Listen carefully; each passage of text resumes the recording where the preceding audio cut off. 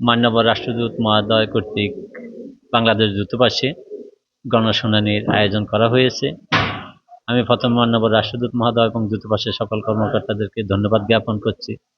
আমাদের দীর্ঘদিনের আশা আকাঙ্ক্ষা এইভাবে একটি গণশুনানির মাধ্যমে আমরা যারা প্রবাসীরা আছি তাদের মুখের কথাগুলো শুনে এবং আমাদের যে সমস্যা আছে সেই সমস্যাগুলো সমাধান করার জন্য দীর্ঘদিন থেকে আমরা বলে আসছিলাম।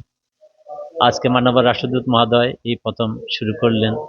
উনি বলেছেন প্রত্যেক মাসের প্রথম সপ্তাহের প্রথম রোববারে এই অনুষ্ঠানটি করা হবে। এই জন্য আমি যারা আজকে উপস্থিত হয়েছেন তাদেরকেও ধন্যবাদ জ্ঞাপন করছি এবং সাংবাদিক ভাইদেরকে ধন্যবাদ জ্ঞাপন করছি। আজকে আপনারা সবাই উপস্থিত হয়েছেন। আমরা আশা করি আপনারা এই প্রচারণার মাধ্যমে কুয়েত প্রবাসী সকল বাংলাদেশিদেরকে অবগত করবেন যে তারা যেন এসে তাদের মনের ভাব প্রকাশ করতে পারে এবং আমাদের প্রয়োজনীয় যে কাজগুলো আছে সেগুলো আমরা দূতাবাসের মাধ্যমে সমাধান করতে পারি।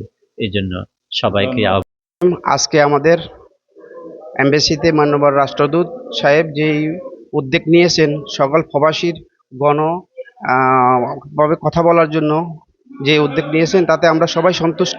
আশা রাখি এই কার্যক্রম অব্যাহত থাকবে। সবাই যেন সব তার মনের অধিকার বলতে পারে সবসময়, এটাই দাবি আর কি। আজকে বাংলাদেশ এম্বাসিতে যে ধরনের প্রোগ্রাম করছে, গণশুনানির আয়োজন করছে, এটা খুবই সুন্দর আয়োজন এবং আমার মনে হয় এই ধরনের আয়োজন বারবার করা দরকার। এখানে যারা প্রবাসী আছে, বিভিন্ন ক্ষতিগ্রস্ত প্রবাসী আছে, তারা আজকে যে কিছু জানার ঘটনা আছে তারা কিভাবে সরানি যায় এবং আমদানিদের বিজ্ঞপ্তি পাইছিলাম এখানে অনেকে আছে বিভিন্ন ক্লিনিক কোম্পানিতে কাজ করে